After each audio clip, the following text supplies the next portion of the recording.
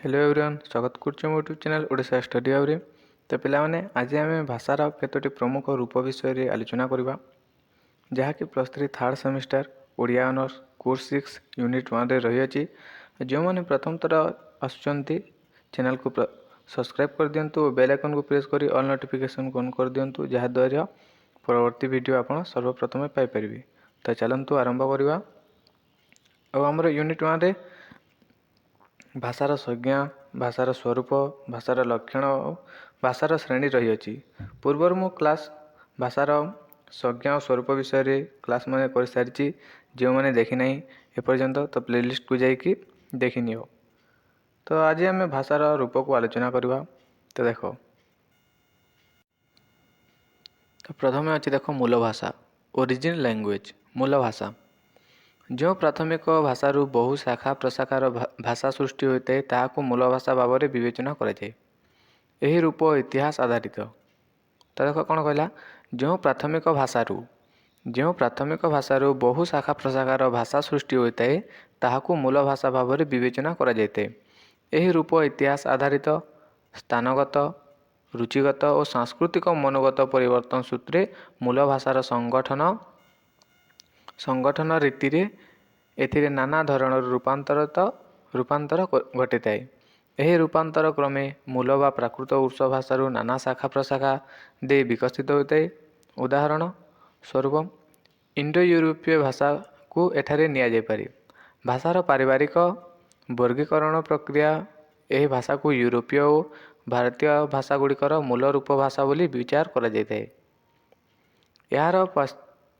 यार पश्चात रही परिवेश परिवर्तन खाद्य और बासस्थान उद्देश्य मूल स्थान मूल भाषिक गोष्ठी अन्यत्र विक्षिप्त होगा। यह द्वारा नूतन भूखंड रे नूतन प्रक्रिया जीवन धारण स्वाभाविक भाव रुहंती। तो यहाँ एत इम्पोर्टेंट नहीं। तो देख तो कौन कहला मूल भाषा तो देखनी टे नोट भी करने पिलाने जो प्राथमिक भाषारू बहु शाखा प्रशाखार भाषा सृष्टि होता है ताकू मूल भाषा भाव में विवेचना कराए। अर्थात जो प्राथमिक भाषारू बहु शाखा प्रशाखा सृष्टि होता है ताकू मूल भाषा कहुए। यह रूप इतिहास आधारित स्थानगत रुचिगत और सांस्कृतिक मनोगत परिवर्तन सूत्रे मूल भाषार संगठन रीति नाना धरण रूपांतरित घटी थाए। तो देख लास्ट लाइन को देख भारत ईरानीय शाखा परवर्ती समय भारतीय आर्य भाषार प्रशाखा भाव में परिचित होता जनाए। भारत ईरानीय शाखा परवर्ती समय भारतीय आर्य भाषार प्रशाखा भाव में परिचित होता जनाए। परवर्ती समय यही प्रशाखारू संस्कृत पाली प्राकृत अपभ्रंश आदि क्षुद्र क्षुद्र प्रशाखा सृष्टि होता जना जाए। तो नेक्स्ट होची देख उपभाषा अर्थात विभाषा डायलैक्ट कौन सी भाषा संप्रदाय अंतर्गत क्षुद्र क्षुद्र भाग में विभक्त गोष्ठी तथा अंचलर भिन्नता क्रमे बास करुवा अधिवासी मध्य भावर आदान प्रदान पर प्रचलित भाषा को उपभाषा कहुए। अर्थात कौन सी भाषा जेकोसी भाषा संप्रदाय अंतर्गत क्षुद्र क्षुद्र भाग में विभक्त होई गोष्ठी तथा अंचलर भिन्नता क्रमे बास करुवा आदिवासी मध्य से अंचल बसवास करुवा आदिवासी मध्य भावर आदान प्रदान पर प्रचलित भाषा को अर्थात जो अंचलर आदिवासी मध्य से भाषार आदान प्रदान करुवा प्रचलित भाषा को उपभाषा कहुए।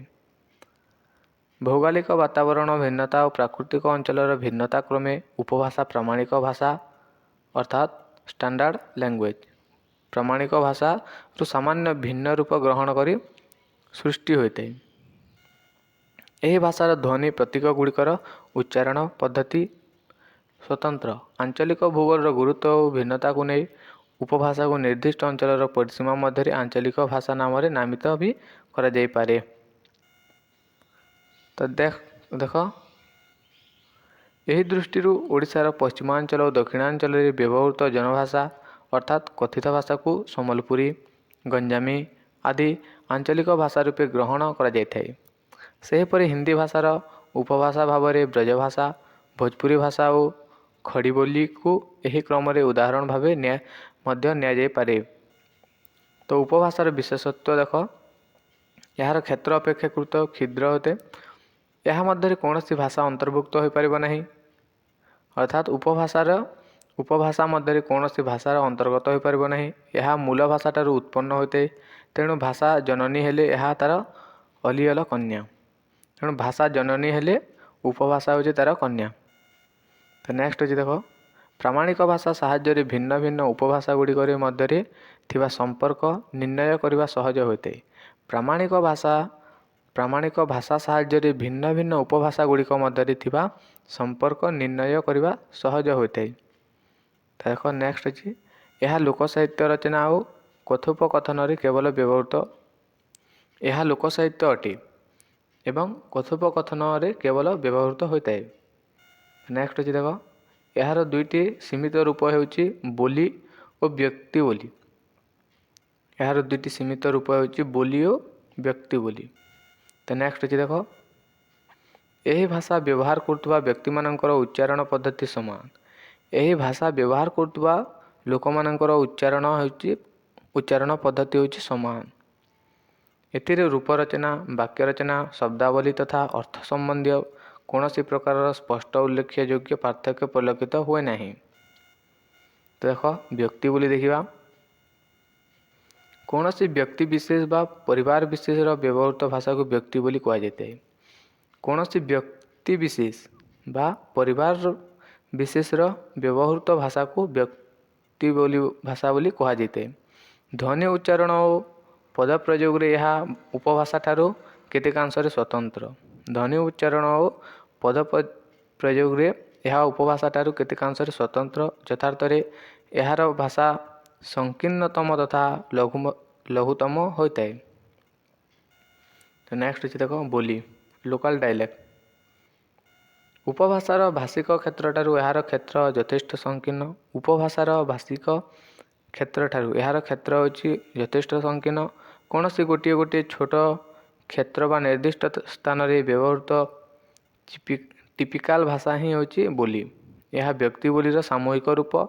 ଏହା ଅସାହିତ୍ୟିକ ରୂପ ସାଧୁ ଅପେକ୍ଷାକୃତ ନିମ୍ନ ସାମୟିକ ସ୍ତରର ଅଥବା ଅଶିକ୍ଷିତ ବ୍ୟକ୍ତିମାନଙ୍କ ଦ୍ୱାରା ବ୍ୟବହୃତ ଭାଷା। ତ ଦେଖ ନେକ୍ସଟ, ପ୍ରାମାଣିକ ଭାଷା ଷ୍ଟାଣ୍ଡାର୍ଡ ଲାଙ୍ଗୁଏଜ।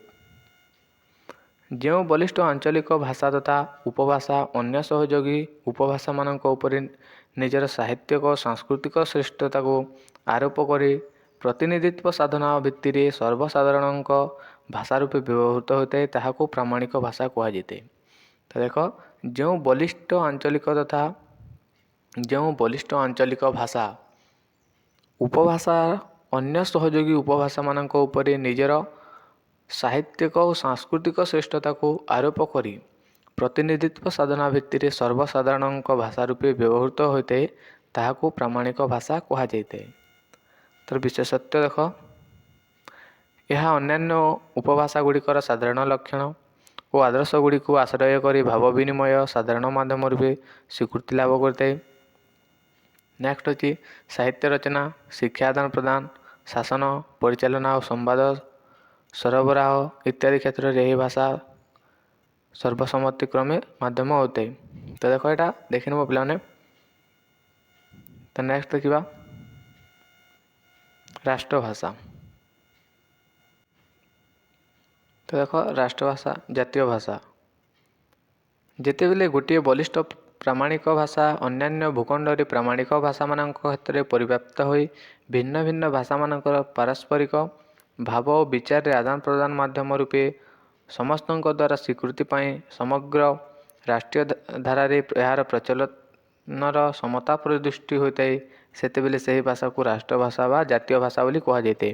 ତ ଦେଖ, ଯେତେବେଳେ ଗୋଟିଏ ବଳିଷ୍ଠ ପ୍ରାମାଣିକ ଭାଷା ଅନ୍ୟାନ୍ୟ ଭୂଖଣ୍ଡରେ ପ୍ରାମାଣିକ ଭାଷାମାନଙ୍କ କ୍ଷେତ୍ରରେ ପରିବ୍ୟାପ୍ତ ହୋଇଥାଏ, ଭିନ୍ନ ଭିନ୍ନ ଭାଷାମାନଙ୍କର ପାରସ୍ପରିକ ଭାବ ଓ ବିଚାରରେ ଆଦାନ ପ୍ରଦାନର ମାଧ୍ୟମ ରୂପେ ସମସ୍ତଙ୍କ ଦ୍ୱାରା ସ୍ୱୀକୃତି ପାଇ ସମଗ୍ର ରାଷ୍ଟ୍ରୀୟ ଧାରାରେ ଏହାର ପ୍ରଚଳନର ସମତା ପରିଦୃଷ୍ଟ ହୋଇଥାଏ ସେତେବେଳେ ସେହି ଭାଷାକୁ ରାଷ୍ଟ୍ରଭାଷା ବା ଜାତୀୟ ଭାଷା ବୋଲି କୁହାଯାଇଥାଏ। ଉଦାହରଣ ଦେଖ, ଭାରତବର୍ଷରେ ହିନ୍ଦୀ ଭାଷା ଧୀରେ ଧୀରେ ଏହି ସ୍ଥାନ ଗ୍ରହଣ କରି ରାଷ୍ଟ୍ରଭାଷାର ମର୍ଯ୍ୟାଦା ଲାଭ କରିଛି। ଭାରତବର୍ଷରେ ହିନ୍ଦୀ ଭାଷା ଧୀରେ ଧୀରେ ଏହି ସ୍ଥାନ ଗ୍ରହଣ କରି ରାଷ୍ଟ୍ରଭାଷାର ମର୍ଯ୍ୟାଦା ଲାଭ କରିଛି। ଏହା ଆପଣା ଭାଷା ପରିବାରର ଅଣ-ହିନ୍ଦୀ ପ୍ରଦେଶ ଅର୍ଥାତ୍ ରାଜସ୍ଥାନ, ଗୁଜରାଟ, ମହାରାଷ୍ଟ୍ର, ବାଂଲା, ଓଡ଼ିଶା, ଆନ୍ଧ୍ରପ୍ରଦେଶ, ତାମିଲନାଡୁ, କର୍ଣ୍ଣାଟକ ପ୍ରଦେଶମାନଙ୍କରେ ମଧ୍ୟ ଧୀରେ ଧୀରେ ବହୁ ଲୋକର ବିଚାର ବିନିମୟର ମାଧ୍ୟମ ରୂପେ ବ୍ୟବହୃତ ହୋଇଅଛି। ତ ନେକ୍ସଟ ଦେଖ, ବିଶ୍ୱଭାଷା ଇଣ୍ଟରନ୍ୟାସନାଲ ଲାଙ୍ଗୁଏଜ, ଅନ୍ତରାଷ୍ଟ୍ରୀୟ ଭାଷା। ସାମ୍ପ୍ରତିକ ଯୁଗରେ ଜ୍ଞାନ ବିଜ୍ଞାନର ପ୍ରଗତି ଓ ଗମନାଗମନର ଶୃଙ୍ଖଳିତ ସହଜ ବ୍ୟବସ୍ଥାର ସୂତ୍ରେ ରାଷ୍ଟ୍ର ମଧ୍ୟରେ ସାଂସ୍କୃତିକ, ରାଜନୈତିକ, ବାଣିଜ୍ୟିକ ତଥା ମାନବୀୟ ସମ୍ପର୍କର ଯୋଗସୂତ୍ର ରୂପେ ସମଗ୍ର ବିଶ୍ୱରେ ଏକ ପ୍ରମୁଖ ମାନକ ଭାଷା ରୂପେ ଇଂଲଣ୍ଡର ପ୍ରାମାଣିକ ଭାଷା ଇଂରାଜୀକୁ ବିଶ୍ୱଭାଷାର ମାନ୍ୟତା ପ୍ରଦାନ କରାଯାଇଅଛି। ଏହି ପରିପ୍ରେକ୍ଷୀରେ ଏହାର ପରିଚିତ ହେଉଛି କୌଣସି ଭୂଖଣ୍ଡର ଭାଷା ଏହା ଅର୍ଥ ଦୌତନାରେ ଯେଉଁ ସମୟରେ ସମଗ୍ର ବିଶ୍ୱ ଅଧିବାସୀଙ୍କର ଭାବ ବିନିମୟ ମାଧ୍ୟମ ରୂପେ ଗୃହୀତ ହୋଇଥାଏ ସେହି ଭାଷାକୁ ବିଶ୍ୱଭାଷା ବା ଅନ୍ତରାଷ୍ଟ୍ରୀୟ ଭାଷା କୁହାଯାଇଥାଏ। ତ ଦେଖ, କୌଣସି ଭୂଖଣ୍ଡର ଭାଷା ଏହା ଅର୍ଥ ଦୌତ୍ୟନାରେ ଯେଉଁ ସମୟରେ ସମଗ୍ର ବିଶ୍ୱ ଅଧିବାସୀଙ୍କ ଭାବ ବିନିମୟ ମାଧ୍ୟମ ରୂପେ ଗୃହୀତ ହୋଇଥାଏ ସେହି ଭାଷାକୁ ବିଶ୍ୱଭାଷା ବା ଅନ୍ତରାଷ୍ଟ୍ରୀୟ ଭାଷା ବୋଲି କୁହାଯାଇଥାଏ। ସାମ୍ପ୍ରତିକ ଯୁଗରେ ଜ୍ଞାନ ବିଜ୍ଞାନର ପ୍ରଗତି ଓ ଗମନାଗମନର ଶୃଙ୍ଖଳିତ ସହଜ ବ୍ୟବସ୍ଥା ସୂତ୍ରେ ରାଷ୍ଟ୍ର ମଧ୍ୟରେ ସାଂସ୍କୃତିକ, ରାଜନୈତିକ ତଥା ବାଣିଜ୍ୟିକ ତଥା ମାନବୀୟ ସମ୍ପର୍କରେ ଯୋଗସୂତ୍ର ରୂପେ ସମଗ୍ର ବିଶ୍ୱରେ ଏକ ପ୍ରମୁଖ ମାନକ ଭାଷା ରୂପେ ଇଂଲଣ୍ଡର ପ୍ରାମାଣିକ ଭାଷା ଇଂରାଜୀକୁ ବିଶ୍ୱଭାଷାର ମାନ୍ୟତା ପ୍ରଦାନ କରାଯାଇଅଛି। ତ ପିଲାମାନେ ଟିକେ ଦେଖିନେବ, ଭିଡ଼ିଓଟି ବହୁତ ଲମ୍ବା ହେବ ତ ଟିକେ ମୁଁ ଜଷ୍ଟ ଦେଖାଇ ଦେଉଛି। ରାଜଭାଷା ସରକାରୀ କାର୍ଯ୍ୟାଳୟଗୁଡ଼ିକରେ ପ୍ରଶାସନିକ ତଥା ବୃତ୍ତିଗତ କାର୍ଯ୍ୟର ପରିଚାଳନା ନିମନ୍ତେ ବ୍ୟବହୃତ ଭାଷାକୁ ରାଜଭାଷା ବା ସରକାରୀ ଭାଷା ରୂପେ ଗ୍ରହଣ କରାଯାଇଥାଏ।